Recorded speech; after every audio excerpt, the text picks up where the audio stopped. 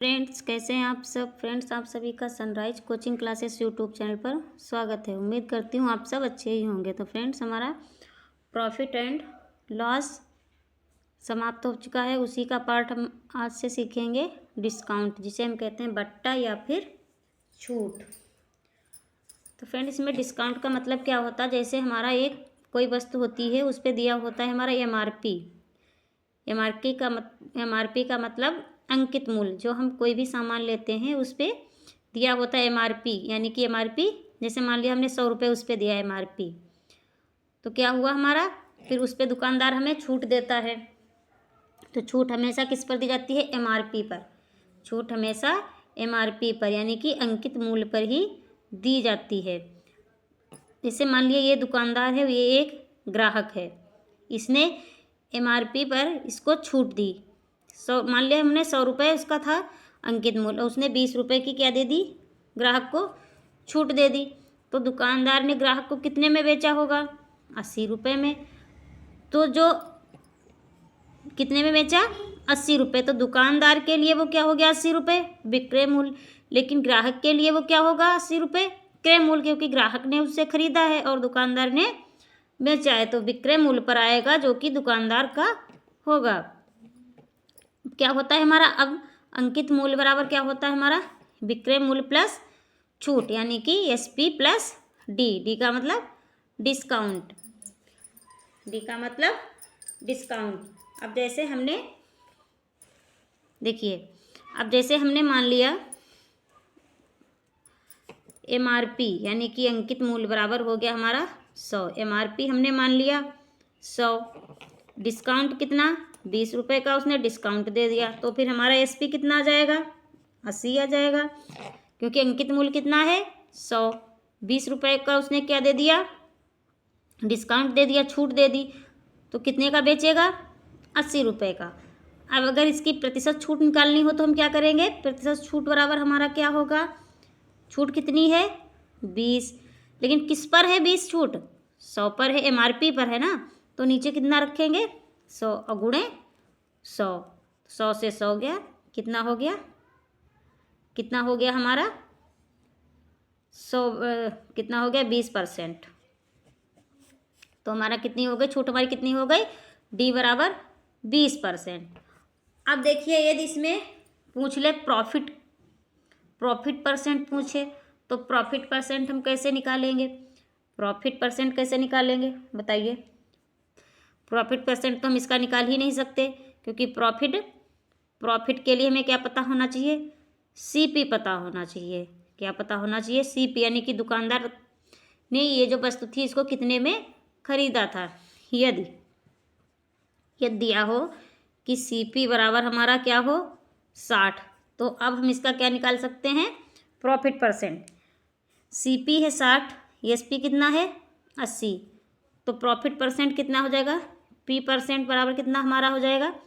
60 में कितना हो जाएगा? 60 में खरीदा था और 80 में उसने बेचा है, तो कितना हो जाएगा? 20 बटे नीचे सीपी गुणे 100। तो कितना हो गया हमारा? 33 सही 1/3%। प्रॉफिट परसेंट कितना आ गया? 33 सही 1/3%। अब देखिए, एक हमारा होता है मार्कअप परसेंट। क्या होता है? मार्कअप। मार्कअप परसेंट का मतलब क्या होता है? क्या होता है? वह प्रतिशत, क्या होता है? वह प्रतिशत जिस पर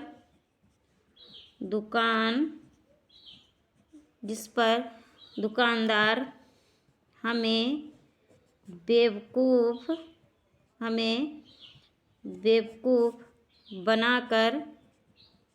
बनाकर पीली चिट लगा देता है। पीली चिट लगा देता है मतलब ये कि कोई भी सामान देखा होगा आप लोगों ने, हम लेने जाते हैं तो उस पर एक पीली चिट लिखा होता है कि 800 की, 500 की, 2000 की ये चीज़, तो वो दुकानदार अपना स्वयं बनाता है उसे। वो दुकानदार उसे स्वयं बना के लगा देते हैं। तो इसका मतलब क्या हो जाएगा, जैसे कि CP मान लिया 60 है और MRP कितना है 100। MRP कितना है 100, यानी कि वो जो चिट लगाया है मार्कअप 100, तो ये इतने में इसे बेच रहा है। ख़रीदा उसने कितने में था 60 में, तो इसमें कितना उसको प्रॉफिट हो जाएगा, अब 40 का होगा बटे 60 गुणे 100, कितना हो गया हमारा 66 सही 2/3%। कितना हो गया 66 सही 2।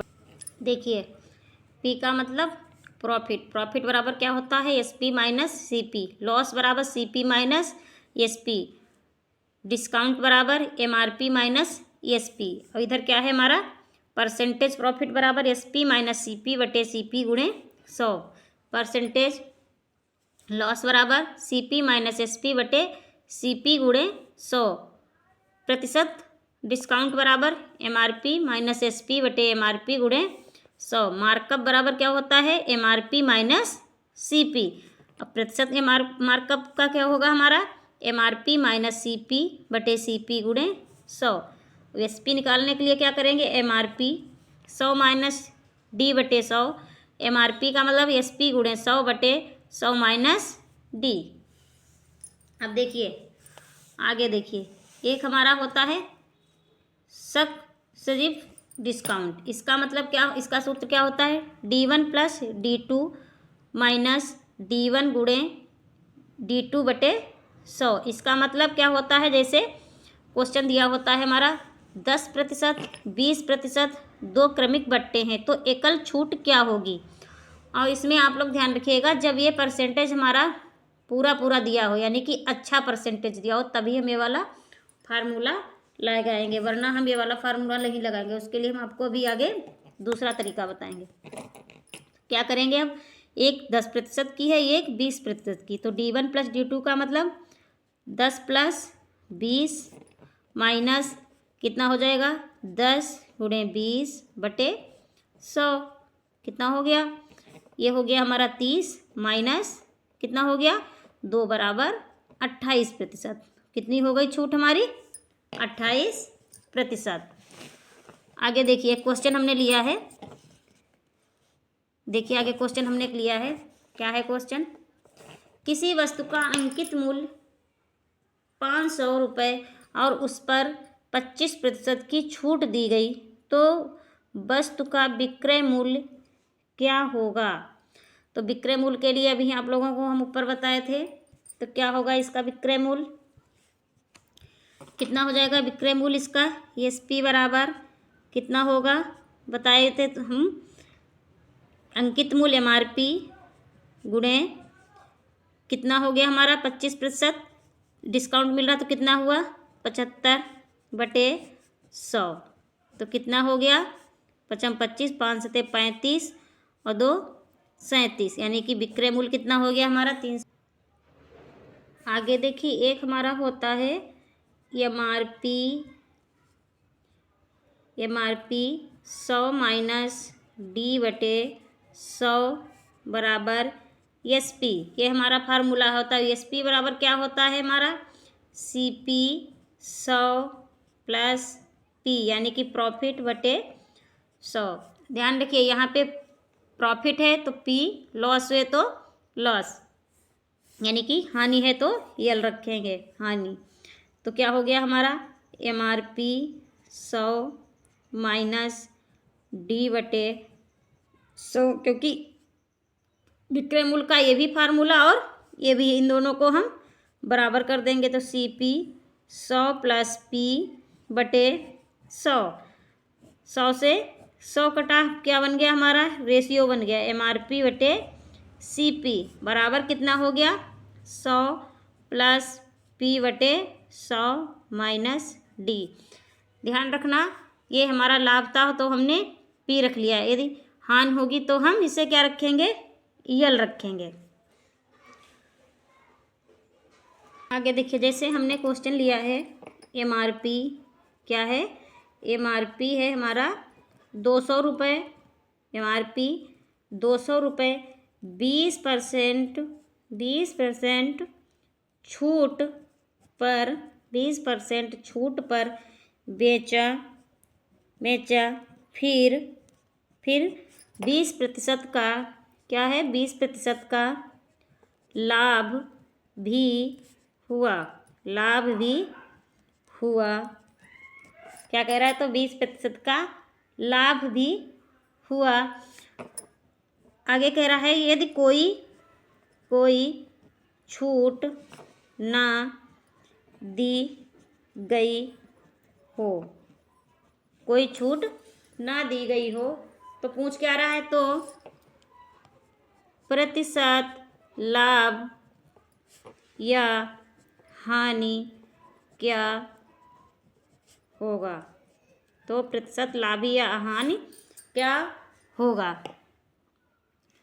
तो देखिए इसका हमारा क्या करना है, हमें 20% का मतलब 20% का मतलब 1/5, यानी कि हमारा MRP कितना हो गया, MRP हो जाएगा 5, तो SP कितना हो जाएगा हमारा, SP कितना हो जाएगा 4, MRP हो जाएगा 5, क्योंकि डिस्काउंट 5 पर दे रहा है, यानी कि 5 पर 1 रुपये का डिस्काउंट दे रहा, तो कितने का बेच रहा, 4 रुपये का। MRP अंकित मूल्य हमारा हो गया 5, विक्रय मूल्य हमारा हो गया 4। अब देखिए यानी कि 5 की MRP की यानी कि विक्रय मूल्य की कीमत दी हुई है, तो 5 बराबर कितना दिया है 200, तो 1 बराबर कितना हो जाएगा 40, तो 4 बराबर कितना हो गया 160, 4 बराबर कितना हो गया 160, यानी कि विक्रय मूल्य हमारा कितना हो गया 160। अब देखिए 20% का लाभ हुआ, इधर कह रहा है, क्या कह रहा है 20% का लाभ हुआ। 20% की वैल्यू भी क्या बताए हैं 1/5, यानी कि अब हमारा क्या कह रहा है, CP हमारा हो गया 5, तो SP कितना हो जाएगा 6, क्योंकि 5 की खरीद रहा है, 1 उस पर लाभ हो रहा, तो बेच कितने की रहा है 6 की बेच रहा है, कितने की बेच रहा है 6 की। अब देखिए 6 की हमने कीमत 6 की वैल्यू हमने निकाल ली है, 6 बराबर 160 हो गया, तो 1 बराबर कितना हो जाएगा 160/6, निकालना कितना है हमें 5 बराबर, तो गुणे 5, तो कितना हो गया हमारा, कितना हो गया 400/3, तो CP बराबर हमारा कितना हो गया 400/3, तो क्रय मूल्य हमारा कितना निकल आया इतना। 20% का लाभ हुआ, तो यहाँ पे लिख लीजिएगा आप लोग कि क्रय मूल्य ज्ञात कीजिए। अब आगे कह रहा है कोई छूट ना दी गई हो तो प्रतिशत लाभ या हानि। अब कह रहा है कोई छूट ना दी गई हो, तो कोई जब छूट नहीं दी गई होगी, यानी कि 200 रुपये की चीज़ थी, अब उस पर कह रहा है कोई छूट ना दी गई हो, तो कितने की बेचेगा 200 की ही तो बेचेगा। तो अब हमारा क्या होगा, SP बराबर MRP हो जाएगा, क्योंकि जब छूट नहीं देंगे तो हम MRP पर ही तो वस्तु अपनी बेचेंगे, तो SP बराबर MRP हो गया।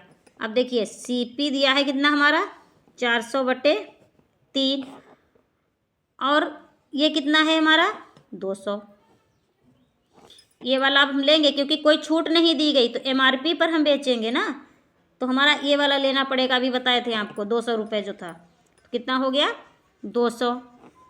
यहाँ पे फिर से लिख देते हैं हम MRP बराबर SP। अब क्या करेंगे, इसको इससे गुणा कर देंगे, तो कितना हो जाएगा हमारा, ये हो जाएगा हमारा 400, इधर कितना हो जाएगा हमारा 600, 2 दूना 4, 2 3 6, कितना बन गया हमारा 2:3 CP और SP का। अब हम प्रॉफिट, कितने का प्रॉफिट हो रहा 1 का, तो P% बराबर कितना हो जाएगा 1/CP, कितना है 2 पे हो रहा है 1 का ना, तो 2 गुणे 100, कितना हो गया हमारा, कितना हो जाएगा 50% लाभ, कितना हो जाएगा 50% लाभ। किसी वस्तु का अंकित मूल्य 100 रुपये तथा उस पर 40% की छूट दी गई और 20% की हानि होती है। वस्तु का क्रय मूल्य ज्ञात कीजिए। यदि वस्तु को अंकित मूल्य पर बेचा जाता तो प्रतिशत लाभ या हानि क्या होगी। आप देखिए MRP कितना दिया हमारा, अंकित मूल्य कितना दिया 100, छूट कितनी दी हमारी 40%। तो हमारा विक्रय मूल्य SP कितना हो जाएगा 60, क्योंकि 100 पर 40 की छूट दे दी तो कितने का बेचेगा 60 का। अब देखिए क्या दिया है हमारा 20% इधर दिया है, तो 20% बराबर हमारा कितना होता है 20% की हानि होती 1/5 होता है। क्या होता है 1/5।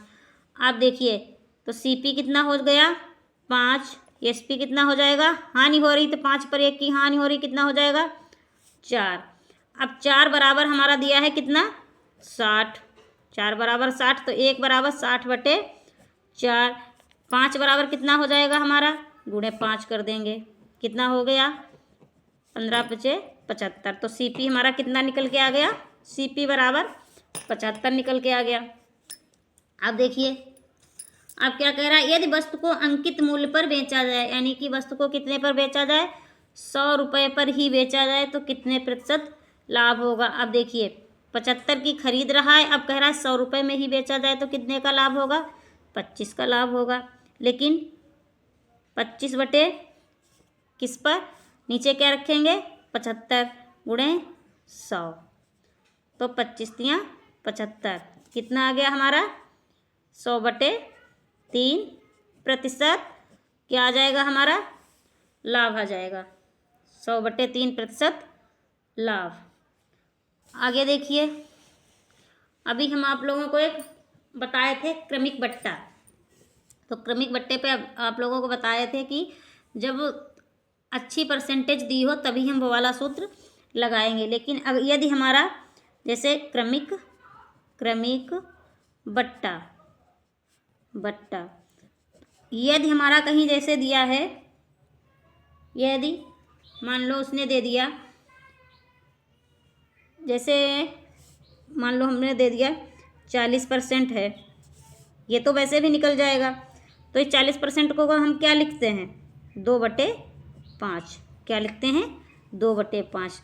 तो 5 हमारा क्या हो जाता है, 5 हमारा क्या होता है MRP, क्या होता है MRP, और छूट कितने की दे रहा है 2 की, तो SP कितना हो जाता है हमारा, SP कितना हो जाएगा 3, क्योंकि 2 रुपये की छूट दे रहा है, तो MRP कितना हो गया 3।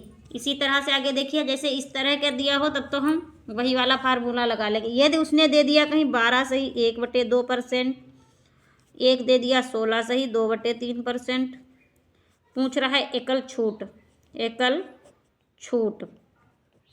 छूट बताइए, तो क्या हो जाएगा, हम क्या करेंगे इसमें, इसकी वैल्यू कितनी होती है 1/8, इसकी कितनी होती है 1/6। अब देखिए एक तरफ लिखेंगे हम MRP और एक तरफ क्या लिखेंगे SP, यानी कि विक्रय मूल्य।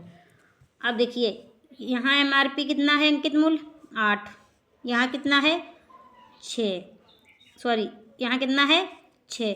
अब 8 पे 1 की क्या दे रहा है छूट, तो कितना हो जाएगा 7 हो जाएगा SP। यहाँ 6 पर 1 की छूट दे रहा है तो कितना हो जाएगा 5 हो जाएगा। अब क्या करेंगे हम दोनों को आपस में गुणा कर देंगे, 8×6 = 48, 7×5 = 35। तो प्रतिशत छूट हम कैसे निकालेंगे, अब हमारा अंकित मूल्य भी दिया है और विक्रय मूल्य भी दिया है, तो कितना हो जाएगा 13 × 100 बटे कितना हो जाएगा 48, तो कितना हो गया हमारा, ये कितना हो जाएगा, काट दीजिए 4 से 25/12, तो इनकी आप लोग गुणा कर लीजिएगा, 13 × 25/12, ये प्रतिशत में आ जाएगा हमारा आंसर। Thank you. यदि हमारी वीडियो अच्छी लगी तो प्लीज़ आप लोग इसे लाइक कीजिए, शेयर कीजिए और चैनल को सब्सक्राइब कीजिए।